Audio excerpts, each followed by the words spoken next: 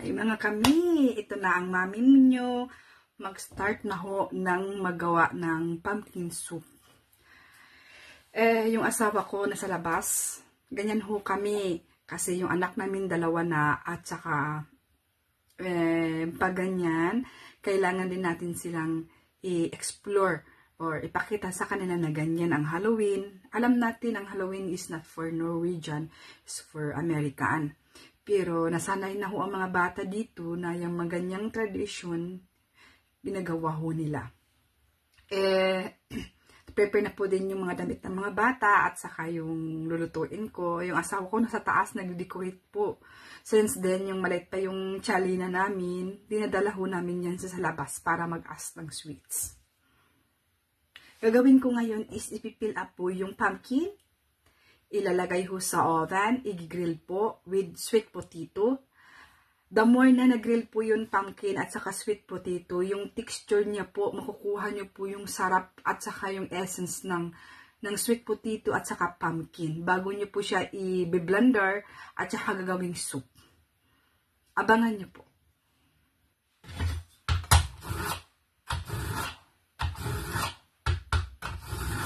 Mapurol po ang ating kutsilyo. Huwag gumamit ng kutsilyo na mapurol, okay?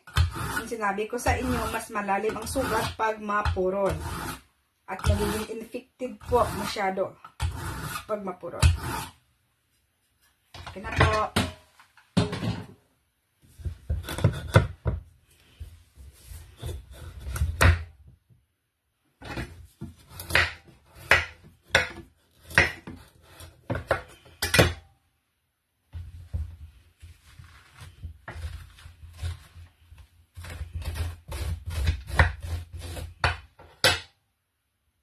Ang ating sweet potato. Ating honey, important po na lasahan muna natin bago i-grill ang ating pumpkin and sweet potato for soup.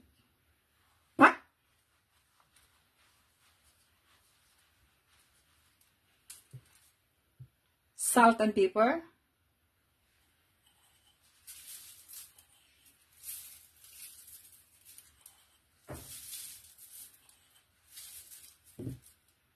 Grilled natin for 190 degrees, 35 to 40 minutes. Guys, dito na ang ating pumpkin na galing sa oven. Ang bango as in. Ang gawin ko ngayon sa pumpkin na nasa oven is, galing sa oven, i-blender ko po.